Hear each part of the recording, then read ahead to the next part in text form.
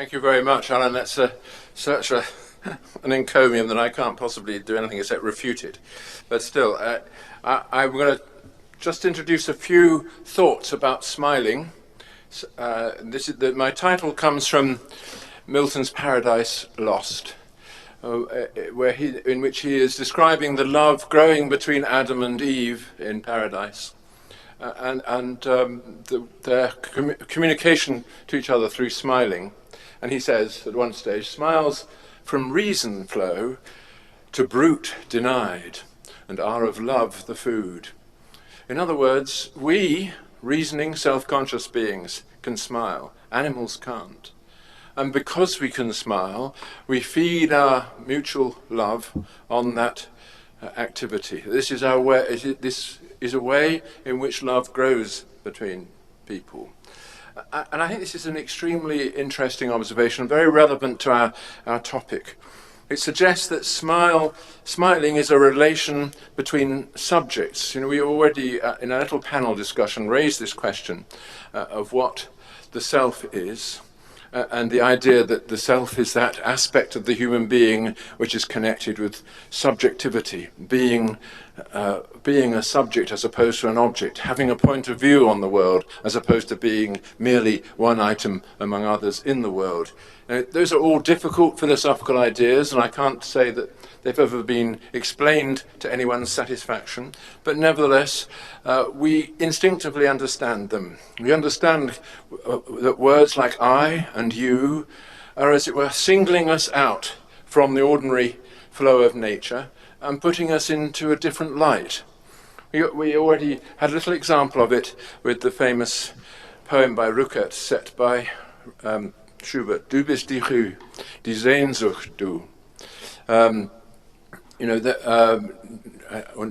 Sehnsucht du und was sie stillt. You are the calm. It's addressed to the you, and as though she, through being the object of his love, has stood out from everything. She is the cause of everything in him and also the thing that fulfills it.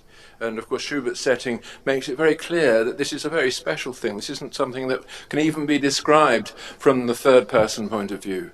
It has to be described from the first or the second person. Now, smiling is a very interesting thing. It's something that we do. And I think we should distinguish smiling as a general feature of the human face from smiling at things. The word at is an extremely difficult one to understand. What is the difference between just smiling and smiling at someone?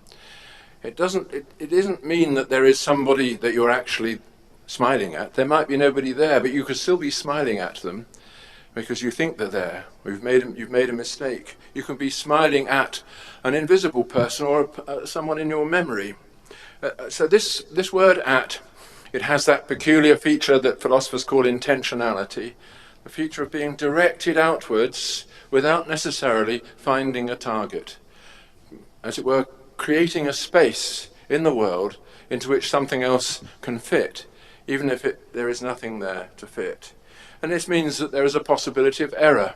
You can smile in error. You smile at the wrong person, and perhaps your life could depend on that. There are a lot of errors like this, which I shall refer to later. The possibility of error is one of the things that distinguishes our states of mind from most of the states of mind that animals have. Because we build on our states of mind a conception of the world and try to make ourselves part of that conception. Right, so we've been talking about the selfie idea, which always seems to involve smiling. At least people say that, smiling at a camera in this way. This is the cheese idea. You can't stand before a camera without distorting your face in this way. No small animal could confront this without fear. It is not, if you take it back to its biological origin, this is clearly one of the things that condemns our species, or ought to condemn it to extinction. But nevertheless, for some reason, we feel that this is absolutely necessary, especially when confronted by a mere machine. This isn't establishing any relationship with anybody, but we think of it, or at least the people who do this, they think of it as showing themselves as in some way agreeable, harmless. We're not a threat. We're a threat to rabbits and so on, but we're not a threat to our fellow human beings.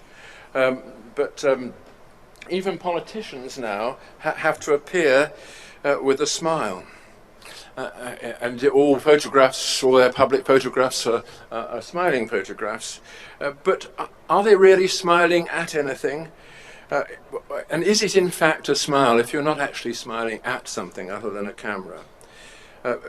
I think most of us would think that for the ordinary politician, smiling is a way of avoiding people rather than relating to them. It's a way of pulling a veil over your face, which represents you as something generally agreeable, but nevertheless not to be interrupted.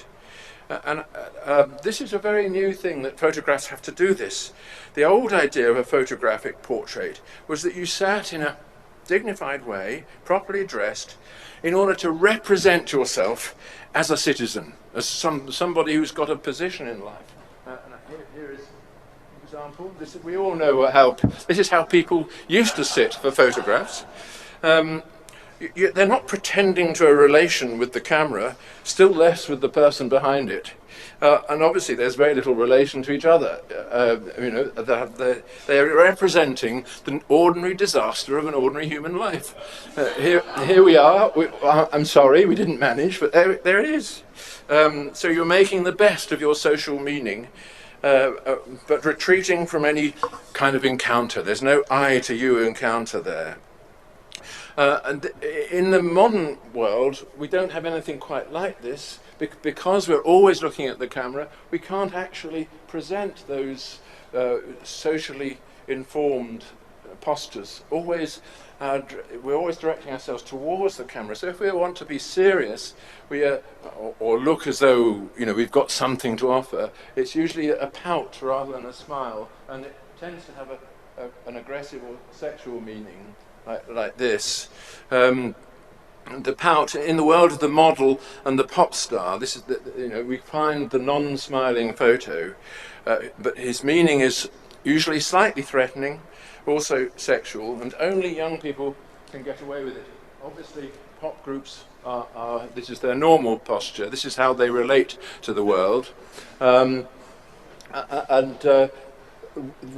those are, in a way, sincere expressions. They're sincere expressions of their music, not necessarily of the people who produce it. So let's go back to smiles. So there are two kinds of smiling, in other words. There's smiling in general, of which smiling into a camera might be an example, and smiling at someone. Even animals can seem to be smiling in general, and people often think of animals in that way.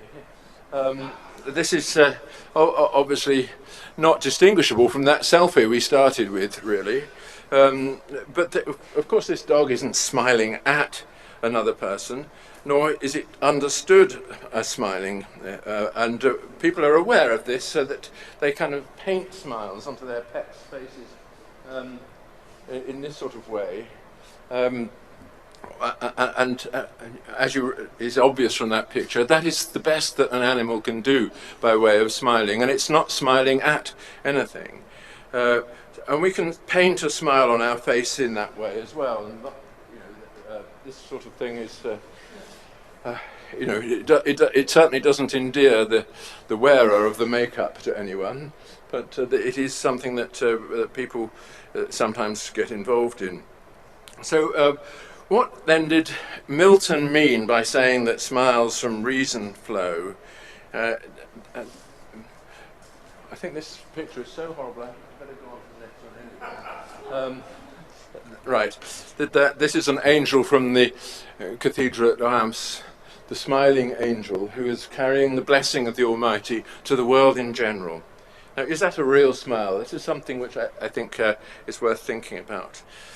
What Milton meant was that the smile that Adam and Eve confer on each other, the smiles that they confer on each other, are part of their interpersonal relation, part of the way that they look at each other, and where from their looks there grows the love between them. Now, I think there's looking at another person is a very also extremely interesting phenomenon. All animals with eyes look at things. They look at things to gather information. And they respond to the changes in information in their environment. But there's another kind of looking which they can't or don't seem to be able to do, which is looking into another person's eyes. A lot of people imagine that their dog is looking into their eyes when it's eager for food or whatever, and they do have that penetrating way of addressing you. But they're not looking into your eyes in the way that you look into the eyes of someone you love, in order to communicate with them the fact that you love them. This looking into another is a very strange phenomenon. John Donne describes it when he describes him and his mistress sitting looking at each other, that our eye beams twisted and did thread our eyes upon one double string. That thought of just sitting face to face, looking into each other's eyes, and there growing between you the sense of belonging. When you're looking into someone's eyes in that sense, you're not like an optician looking with a little torch to see if there's some damage to the retina or anything like that. There's nothing you're trying to see, no object you're trying to see, but that's the crucial thing. There's no object you're trying to see, so what are you trying to see? It's the subject. It's the thing that you can't see because it's not part of the objective world. It's that point of view on the world which looks from these eyes at you, but looks from a place that is not in the world. That is the peculiar mystery, and it's why people who look into each other's eyes in this way can't stop doing it, because the thing that they're looking at isn't there. And yet it is there looking back at them. So there's a peculiar kind of metaphysical queasiness that comes out of this, and you've got to be fit for it. Looking into someone's eyes requires a certain kind of metaphysical strenuousness. You're looking at the gaze of the other. There's a very eloquent moment in Das Rheingold by Wagner, in which, as those of you who are properly educated will know, the giants have been given the gold of the Nibelung in exchange for the contract that they had to have the goddess of love, Freya. And they build up this pile of gold in front of her, and if she is hidden from them, then they will agree to take the gold instead of her. But there's a little crack through which Fasolt, who loves her dearly, can still see her gaze. Still her eye falls upon him. Her Blick, as you say in German. Therefore he can't accept the substitute. But there is one thing that can be put in to fill that gap, which is the ring on Wotan's finger, the ring of which is the subject of the whole drama, which was the thing given in exchange for renouncing love. So it's the only thing that can be a price of love. So that is put on the pile to fill up this hole. In other words, the glance of Freya is the thing which contains the essence of her lovableness. Right. So, and I think most people recognise that there is something here which we all respond to, of great importance for the drama of erotic feeling. Right, so, but nevertheless, sincere smiles, this is when I get onto this angel, a sincere smile, although it's smiling at someone, is not necessarily voluntary. In fact, it shouldn't be entirely voluntary. It has to have an element of involuntariness, and it's a bit like blushing. Milton could have said that blushes from reason flow, and are of love the food. They are also to brutes denied. Although animals that are fortunate enough to have translucent skin can flush, like our pigs used to, whenever given sufficient claret, they would flush beautifully, but they weren't blushing. Blushing is something that only a self-conscious being can do, but a blush is an involuntary thing. You can't do it deliberately. And this is a very strange thing. There are a lot of things like that, especially in the face, which are revelations of self-consciousness, even though they have to be involuntary to be so. And a smile is like that. A real smile is called forth from you by the other. It's not something that you go and put on for him. If you're doing that, there's something already that is wrong with the relationship, or you're claiming a kind of superiority which you shouldn't be claiming. So it's the self-conscious I that appears in the smile, smiling at things. It's the light from within. I think Julian said some things in the conversation about this, whether there was a light that came from the eye, and Ray Tallis backed off the idea of any scientific explanation of this. Of course there's no scientific explanation. We're not talking about objects, we're talking about subjects. There isn't anything that radiates, there's no thing that radiates from the eyes when you confront in those eyes the subject whose eyes they are, because the subject isn't there. So there's a very great difficulty, therefore, of capturing a smile in art. The real smile is called forth by its object. It is a summons of the self into the eye and into the face. So the smiling angel at Reims is bestowing a general smile on the world. And can we really believe it? I've seen this used in an advert. Someone saying, would you buy a second-hand car from this guy, claiming to be a better dealer in the, and of course there is something very beautiful about this, undoubtedly, but it's a little bit like that moment in the Schiller Ode to Joy when he cries, "Seid umschlungen Millionen," millions of you be embraced. How can there be such a command? And Beethoven makes sense of it, of course, but only in his naive way. I want to give you one rare example of success in portraying a real smile in art. And this is Rembrandt's mother. Of course, this is a million miles from the selfie. All the norms of the selfie are here violated. There's every sign of a real and lifelong devotion, of suffering overcome and rewarded, and yet in this old, pinched, drained face, there's this little smile still there for her son, in which is, her whole being radiates. There's a kind of pride in her as well. So here is a very good example of somebody capturing, as Rembrandt always did, in the very flesh of someone, the selfhood that's embodied in it. That, I think, illustrates for me what I'm trying to say about the smile. And I'll rush on now just to finish what I have to say. Back to Milton.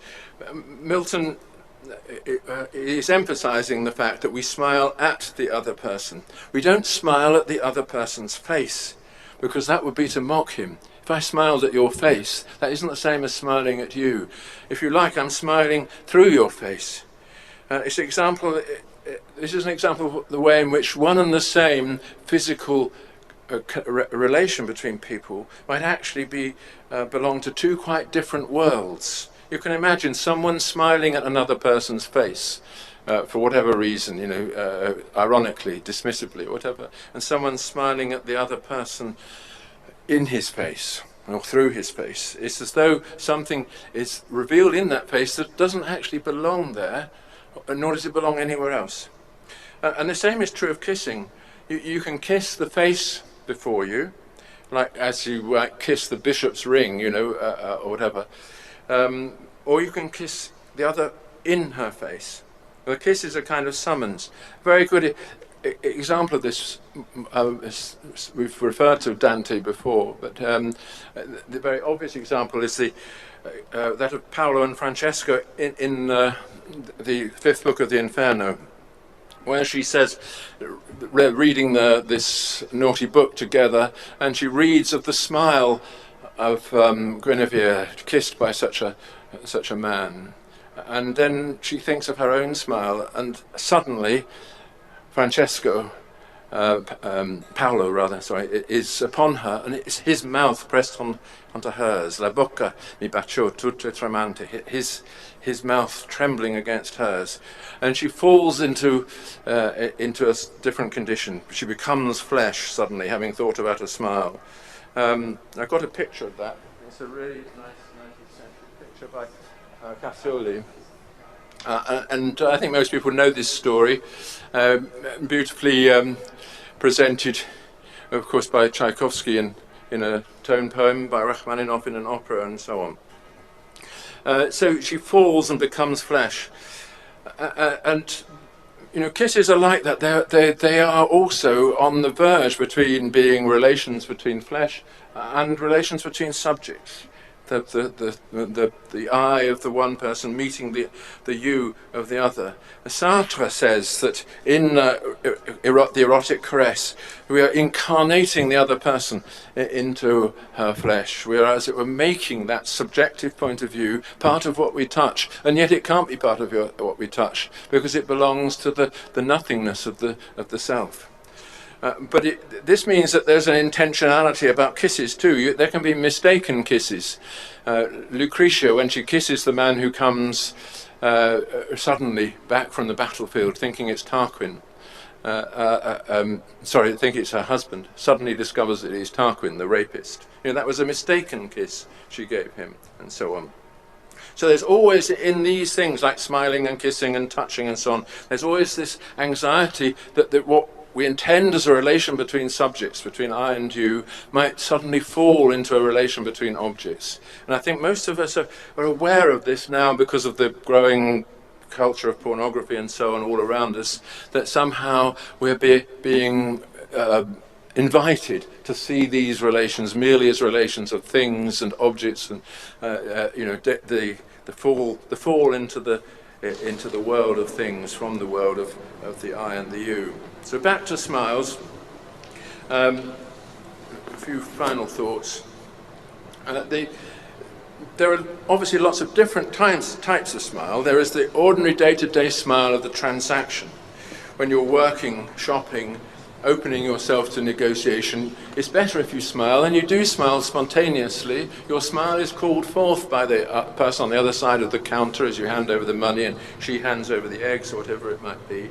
These are honest, good-natured smiles, but they are also part of a transaction. Not like the smile of Rembrandt's mum, which was a gift smile, something given for free. The selfie smile isn't given, nor is it part of a transaction. It's a way of making the self look harmless, but also vanishing behind the smile, so you're not accused of anything. The smiles in that sense become kind of mask, not like the theatre mask, which has to be red, but a kind of veil, and that I think is what we are seeing. One of the results of the selfie culture is the growth of the smile. It's not just the selfie, but the whole culture of harmlessness that we're being encouraged to engage in. That smiles are a kind of a mask that we learn to wear in order to deflect any challenge, so that we hide our face behind our smile. But at the same time, the face for us is absolutely vital to the society and the culture in which we've been raised. We've been raised in a face-to-face society, one in which we do stand before each other, revealing the self in the face. And that's something that we think we must do, and it's second nature to us to do it.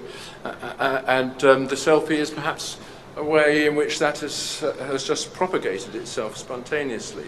However, it's not only people who reveal their faces who do it. As you see, there is such a thing as the selfie where there is no face to be observed. This, I think, is one of the things that we now have to take into account.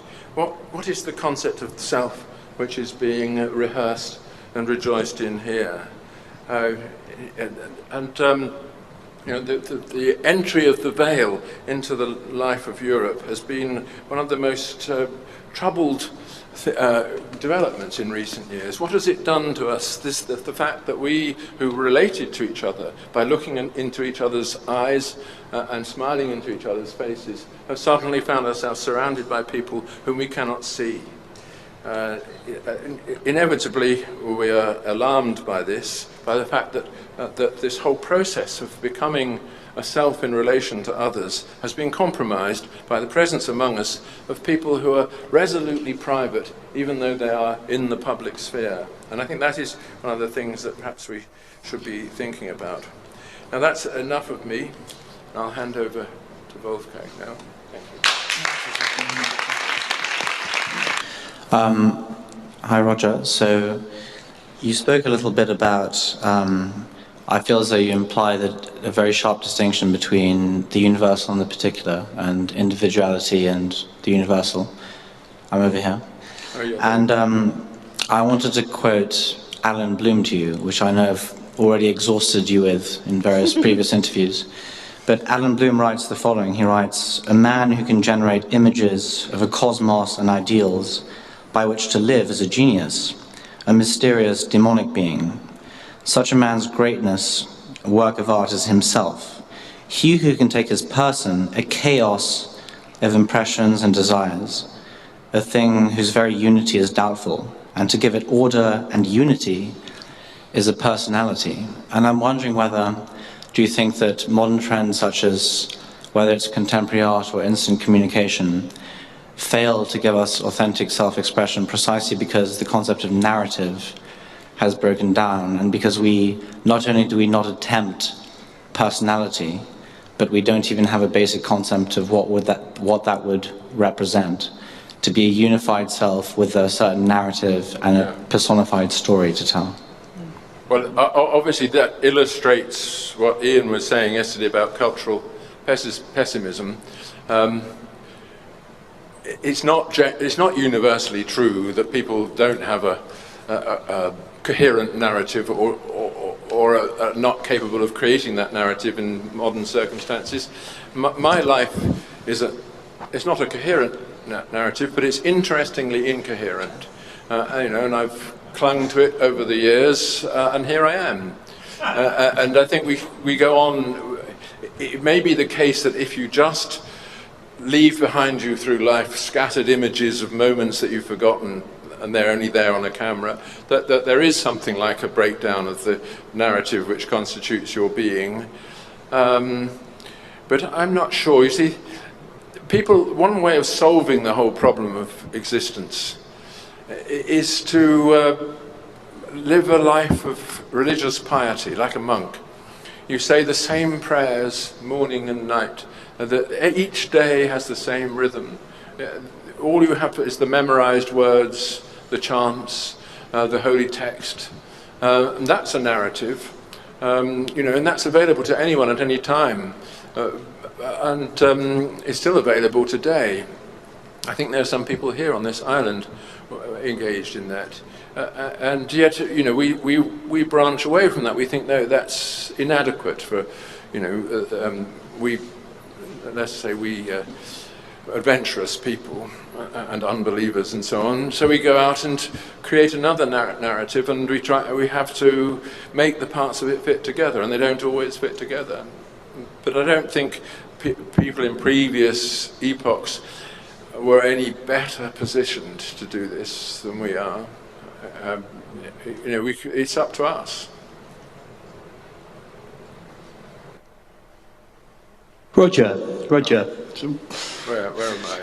Oh, yeah. But don't you think, for sort of the question of self-expression in the age of instant communication, that most people, and now we know about most people because have a huge, vast sort of web like Facebook or Twitter or anything. Most people aren't artists nor philosophers nor writers, but they still feel like they need to express themselves in some way, and they haven't been blessed with certain talents to be able to express themselves, say, in the Dürer self-portrait, or say to write a lovely poem or to write a good story. So the only way they can express themselves to their friends, or self-expression, is purely through a selfie and purely through their own little status, like, oh, I woke up this morning and I had cheese and toast because I was hungover. But surely that has as much worth as anyone who is blessed with creative talents or intellectual talents. Like, why is there so much scrutiny over someone who has to work day in, day out as a dustman, or what have you, as a nurse, or what have you? Why is there so much scrutiny over those people who try to self-express themselves, who haven't been blessed with such a talent? All that is perfectly legitimate point to make. I wasn't really making that point, though, or the opposite of it. I mean, I was trying to say that that smiles have a different significance when you're smiling at someone and creating a relationship through that smile than they have when you're looking into a camera and saying cheese. And I was trying to explain why these are different things and why smiling at is a peculiarly human thing, and why it presents us with this great question of what kind of thing we are. What is it to be a subject in a world of objects? It may be that the selfie is a cure for certain lacks, or another way of relating to the world. That could be so. I'll just, I've got the microphone, so I'll start here anyway. The smiles from reason flow, I don't remember the context in Milton well enough, but the thing it brings to mind for me is this, the question of the connection between smiles and laughter, and then the incongruity theory of laughter, which suggests that only humans can laugh because only humans have the reason to identify incongruities. This means that animals can't laugh, and also God can't laugh because nothing can be incongruous to God.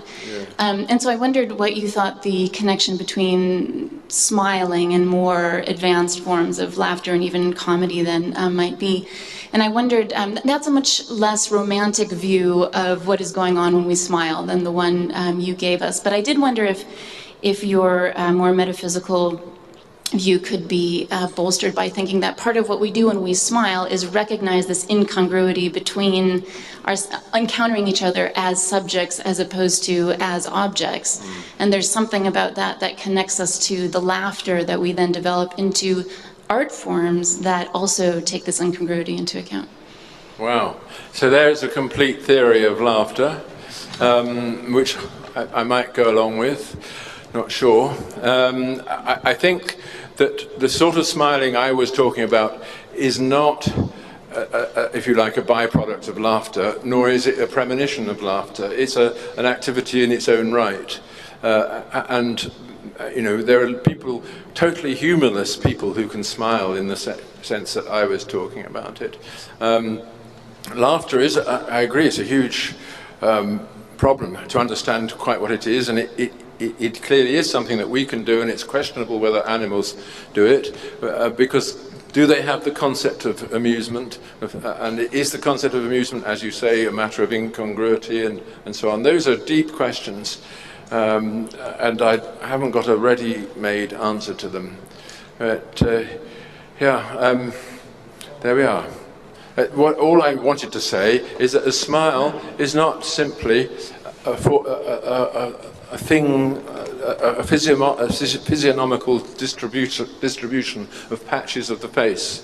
That can be in existence even though there is no smile, because the smile is the subject coming forward into that face and making a gift of itself to the other.